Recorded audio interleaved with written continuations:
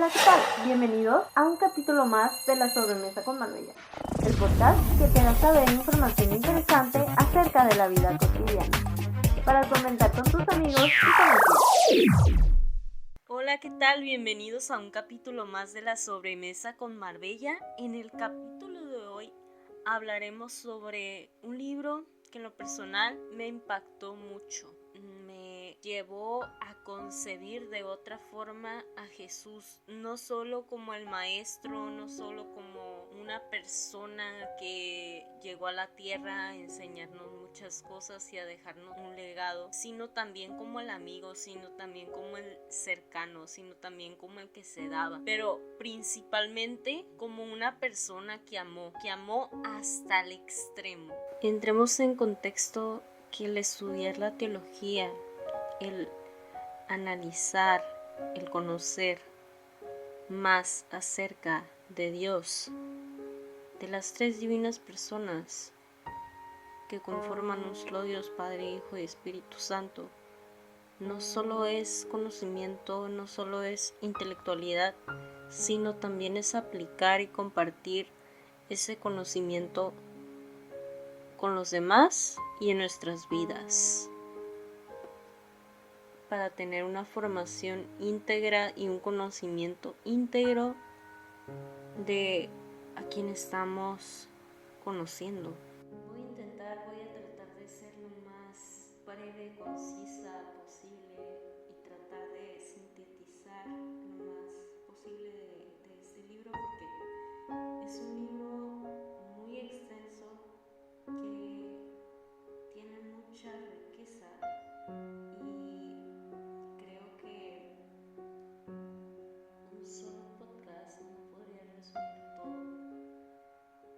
Tal vez, probablemente, voy a ver hasta dónde logro llegar, hasta qué capítulo logro llegar en este podcast y les haga un segundo podcast acerca del libro, porque tiene mucha riqueza, tiene mucha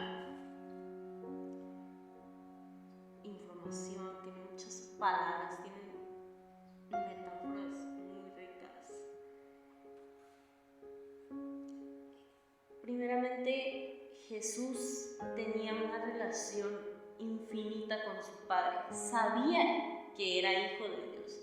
Desde la adolescencia, desde que empezó a tener uso de razón, creo que desde los primeros años, Jesús ya sabía que era hijo de su Padre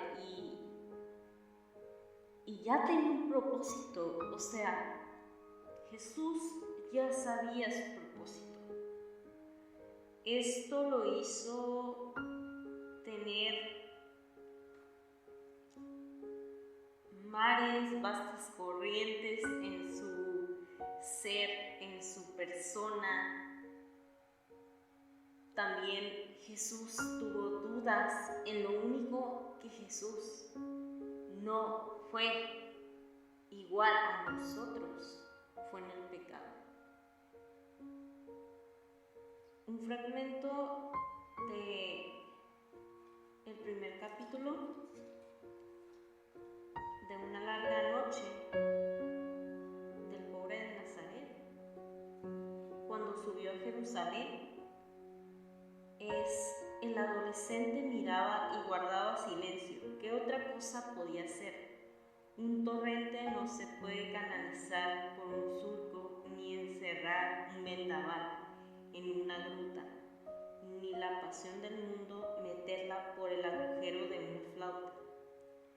Solo el silencio, solo la reflexión profunda,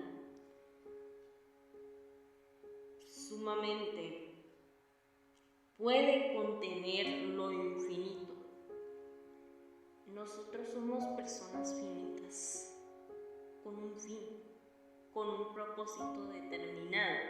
Venimos a esta vida a cumplir un determinado propósito que Dios nos ha encomendado.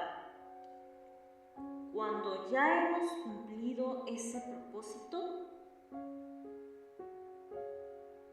llega la muerte e inicia la vida eterna si nosotros cumplimos con lo que Dios desde la creación ya había pensado para nosotros. El adolescente miró y guardó silencio, y en su silencio se agitaron las vastas corrientes de los mares, la vibración de las arpas y el eco de los siglos, todo envuelto en la infinita ternura del Padre. ¿Qué quiere decir aquí? Que el Padre y Jesús son uno. Jesús no es Dios sin el Padre, ni Dios es Padre sin la persona de Jesús. Y el Espíritu Santo ya estaba con él. El Espíritu Santo ya estaba con Cristo, en la persona de Cristo. En la persona de Cristo también se experimentaron las principales etapas. En este apartado de El drama de un adolescente, en la página 11, abarca que Jesús, además de ser verdadero Dios, Jesús también fue verdadero hombre. Jesús fue el hijo del carpintero. Se crió con José y María en Nazaret. Pero en la etapa de la adolescencia, como todo ser humano, Jesús también pasó inseguridad, búsqueda e inestabilidad, como nosotros. En la adolescencia es donde empieza a fraguarse el futuro del hombre.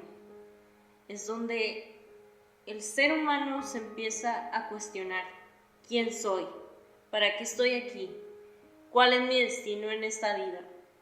Es donde empezamos a descubrir y se empieza a crear la persona que seremos en los próximos años.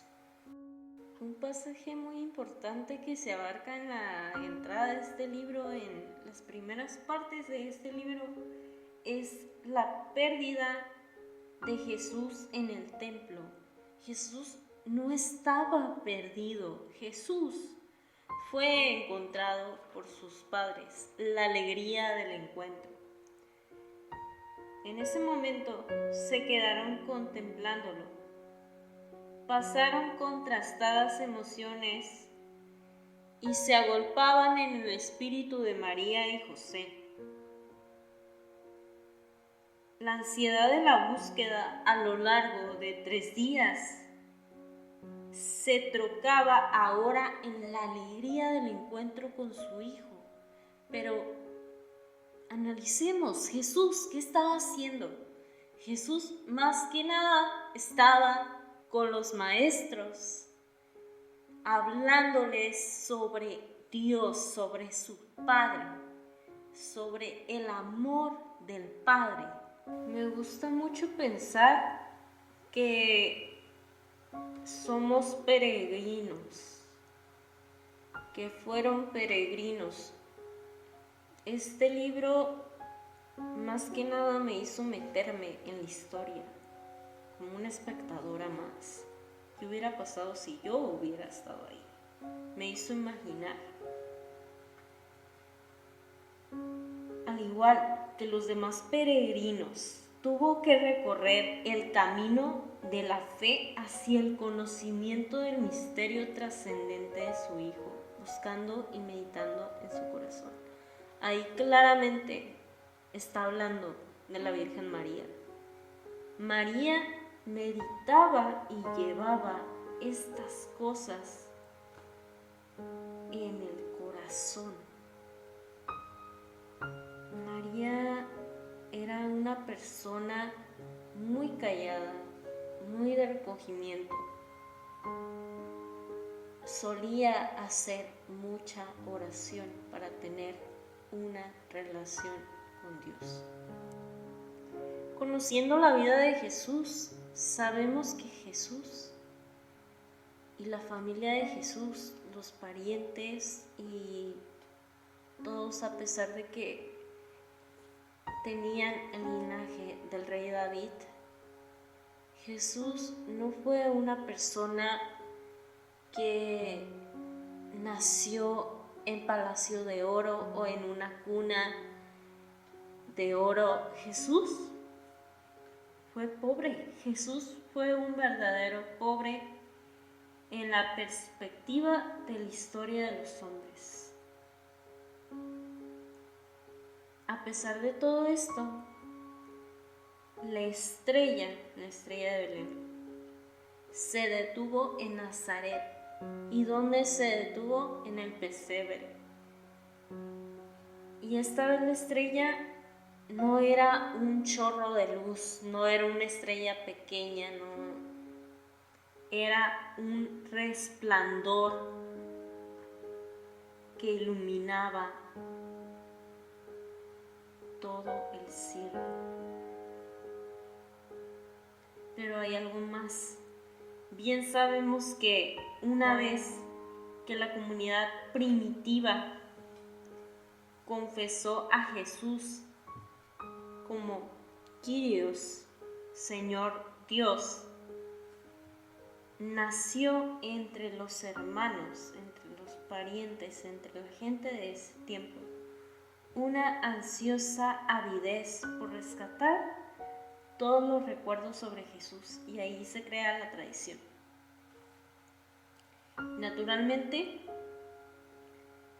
escarbaron exhaustivamente en el único lugar de la noticia sobre la infancia, sobre esos años donde Jesús estuvo de alguna manera escondido, donde Jesús de alguna manera no era conocido. ¿Y a quién recurrieron para conocer esta información? A María, a la Virgen María, a su madre. Y así hoy en día disponemos, por ejemplo, los llamados evangelios de la infancia de Jesús. Cosa increíble, su madre, determinados momentos muy importantes, no encontró nada válido, nada que a su entender mereciera la pena resaltar o consignar, sino la escena más una de las escenas más importantes en la vida de Jesús cuando era niño, la escena de los 12 años en el templo. Pero, ¿cómo entender esto? Dios ha llegado para desbaratar nuestros cálculos de probabilidad. El hombre piensa, el hombre determina el tiempo. El hombre se rige por un determinado tiempo, pero Dios no se rige por nuestros tiempos. Los tiempos de Dios son perfectos, como dice el dicho. Los tiempos de Dios no son los tiempos del hombre. Otro apartado muy importante en el primer capítulo de El pobre de Nazaret es solo en la noche. Casualmente, el primer capítulo se llama Una larga noche. Una palmera del desierto, combatida por el viento, en nada se diferencia de otra palmera. Una ola del mar agitado no se distingue de otra ola. El pobre de Nazaret tampoco se distinguía de cualquier otro joven de su edad. Quizá por un destello casi imperceptible que le venía de lejos. No se sabía de dónde. Los contemporáneos de Jesús seguramente lo veían como un hombre inclinado al silencio, pero más bien reservado, con una fuerte tendencia a la introspección, al conocimiento de sí mismo. Con frecuentes ausencias, se decía que Jesús se perdía y se iba al desierto. perdido muchas veces en la soledad de las colinas circundantes de su alma, por todo lo cual no podían menos de verlo como un joven un tanto extraño y diferente. Sin embargo, como conoceremos, Jesús no fue un sonámbulo que camina a tientas entre los conocimientos y acontecimientos, o anda por las nubes. Aunque buscaba la soledad y se conocía a sí mismo, lo veremos siempre como un hombre con los pies en la tierra, sólidamente afirmado en la realidad de su tiempo, observador congénito de todo cuanto le rodea, los campos, los huertos y sobre todo la vida, usos y costumbres de los hombres.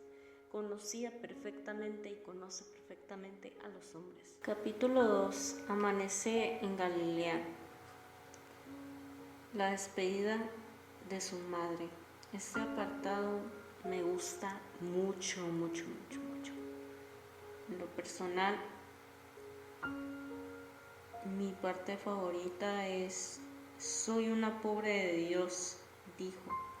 Pobre de Dios, hijo mío, es aquella mujer que se siente sin derechos, y si la ofensa, como dicen, es la lesión de un derecho, ¿qué puede ofender a una pobre que se siente sin derechos? Una sola música y una sola palabra resuenan en el corazón de una pobre de Dios, día y noche. No se imaginan qué palabra. Viene en el Evangelio cuando el ángel le anuncia a María que va a ser madre del verdadero Dios. Hágase tu voluntad. Hágase. Esa palabra resonaba en el corazón de María. No hay nada que llene más el corazón del hombre que hacer la voluntad de Dios, que hacer la voluntad del Padre. Dios, el Padre, Jesús, solo quieren nuestra felicidad. Por eso nos mandaron al Espíritu Santo, para que nos conduzca. Así pidamos ayuda al Espíritu Santo. Y Jesús le dijo: y recuérdalo, mis pasos seguirán detrás de tus pasos, y todas las noches visitaré tus sueños. Que te cubran con sus alas los ángeles de Dios, sean tus palabras música e incienso para los pobres. Tu invierno sea un sueño poblado de sueños, y en tus veranos descansa a la sombra de los cedros sagrados. Llena tus manos con el polvo de las estrellas para rociar el dolor de los humildes. Sé plácida lluvia los campos de los angustiados, y lleva una brazada de sarmientos para el fuego de los necesitados. Qué palabras tan más consoladoras, qué palabras cargadas de ternura, cargadas de significado, porque María fue la servidora de Dios. María se hizo pobre, María se hizo la esclava de nuestro Señor. Un capítulo de este libro que se presenta principalmente en la Cuaresma, que se lee todos los años en Cuaresma, es la tentación. El capítulo 3 nos habla que Jesús estuvo bajo el sol de Satán. ¿A qué me refiero con ese título? ¿O a qué se refiere el autor con el título? Se refiere a que Jesús estuvo tentado por Satanás, pero no sucumbió a la tentación. Respiran en el corazón del hombre agazapadas en la penumbra unas fuerzas obscuras, connaturales y salvajes, que colocadas en la fila como un ejército en orden de batalla, reclaman a voz en grito la gloria, la opulencia, la riqueza, la dominación, pero al mismo tiempo rechaza con repugnancia el olvido, el fracaso y la obscuridad. Los que hieren nuestros intereses, hieren también los intereses de Dios. ¿Y a qué me refiero con intereses? Anhelos. Lo que el hombre tiene en lo más profundo del corazón. Los deseos del hombre, las bondades del hombre y viceversa. Parece que estamos construyendo el reino de Dios, pero muchas veces construimos el reino de la tierra y no nos ocupamos por buscar y promover el reino de Dios. Se promueve el prestigio, la fortaleza, la influencia, en una palabra, el poder, pensando que estamos promoviendo el poder y la gloria de Dios. Pero Dios no es así. Te digo un secreto o te digo algo sobre Dios. Dios no se fija en las cosas grandes. Dios radica también en lo pequeño. De lo poco se hace mucho para el reino de Dios.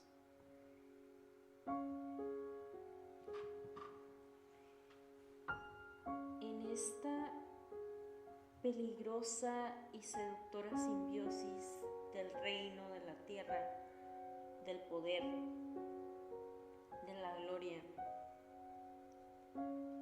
está ayer, hoy y mañana, el secreto último de la tentación. Podemos estar apostando por un Mesías glorioso, tal vez por un Mesías a nuestra manera.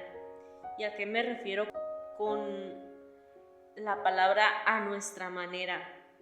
Me refiero a que muchas veces condicionamos a Jesús poniéndolo en el simple hecho de que por ser Dios tiene que cumplir nuestras expectativas, tiene que cumplir lo que yo quiero, y condicionamos a Dios en un puesto de bajo rango, cuando no es así. Decía la coronilla de la misericordia: ¿por qué te inquietas ante las preocupaciones de la vida? Deja todo en mis manos y confía en mí.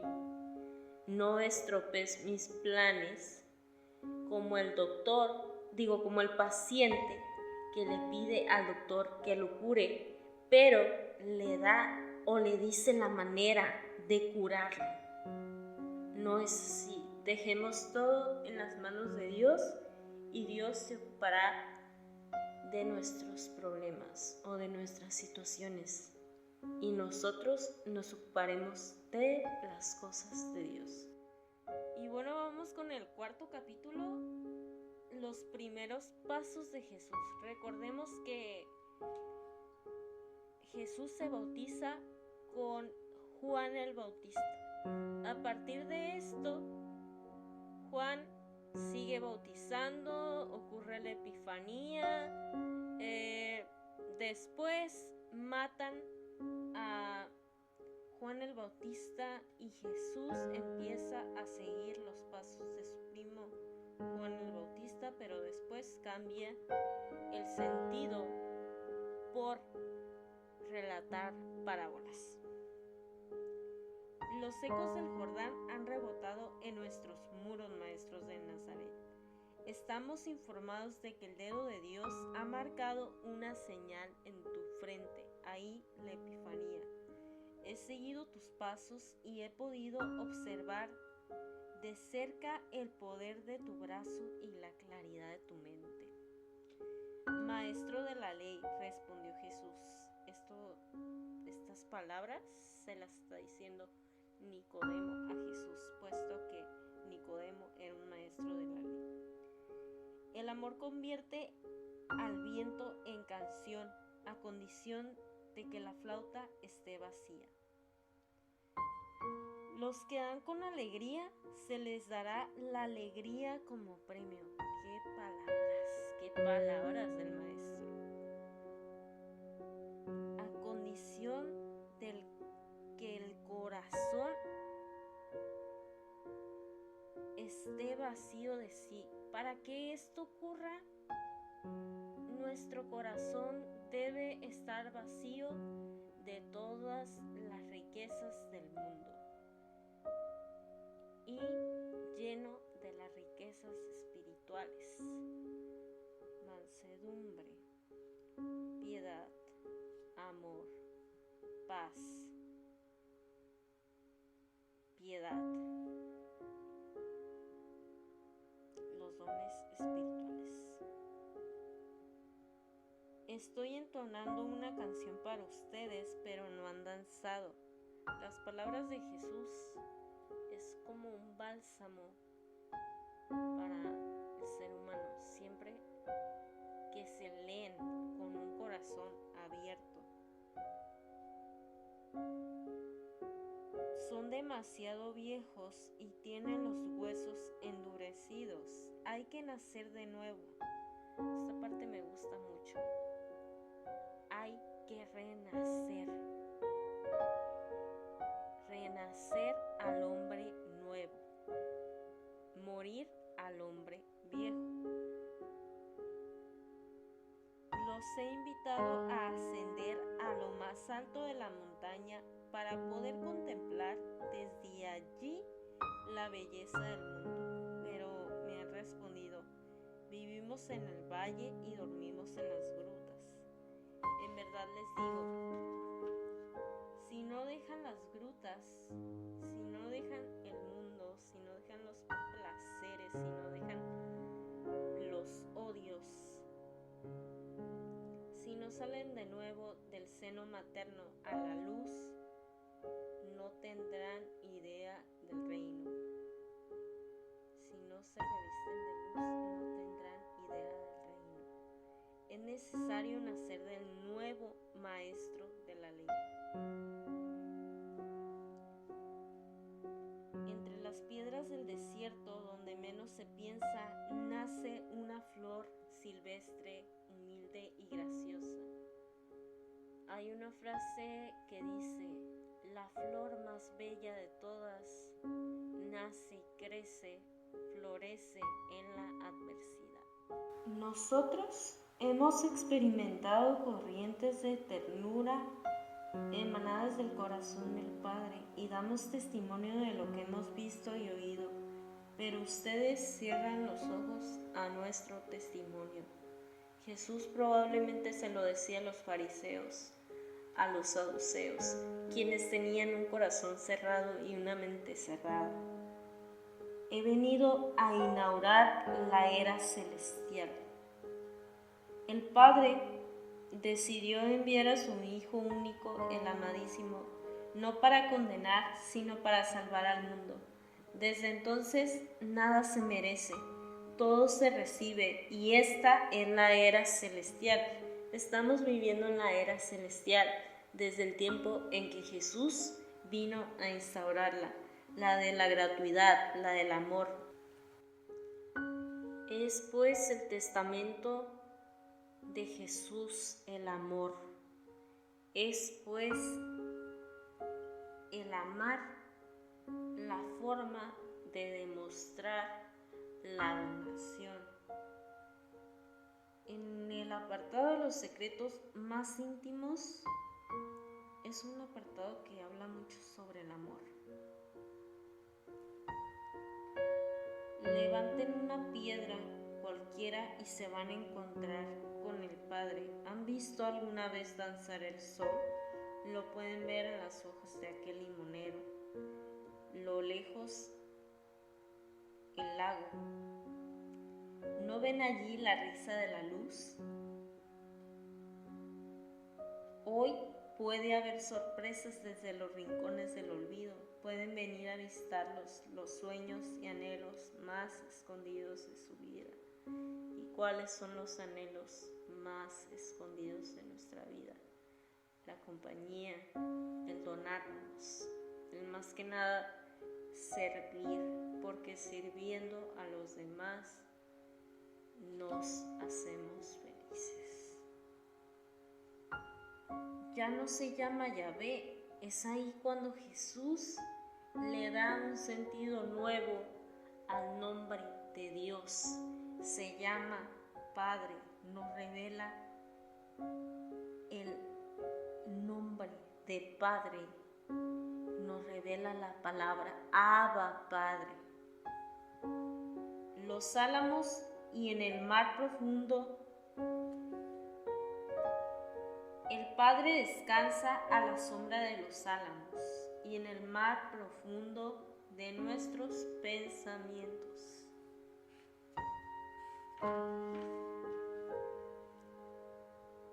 Como las plantas necesitan del sol, ustedes necesitan de su amor. Necesitamos del amor del Padre.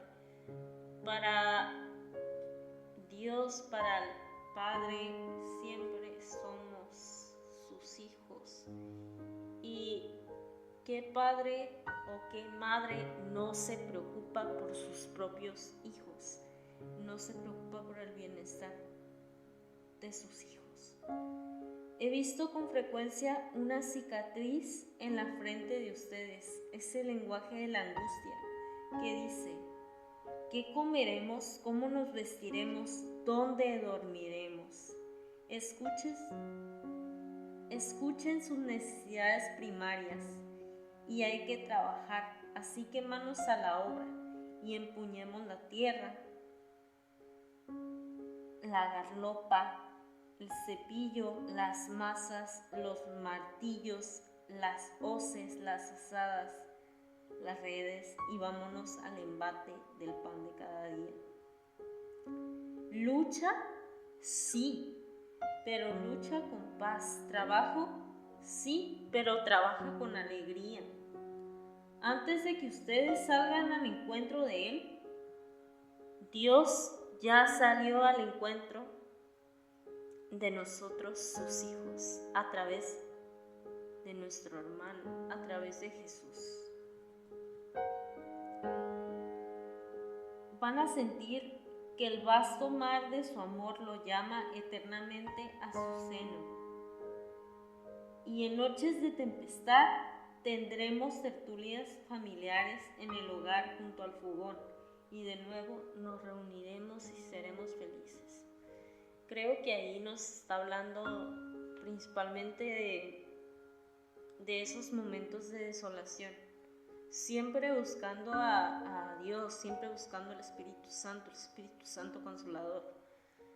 Siempre encontraremos consuelo en la palabra, siempre encontraremos consuelo en Dios. El hombre libre es aquel que sabe sobrellevar con paciencia sus cadenas y no se desespera por lo que va a pasar. ¿Es complicado? Sí,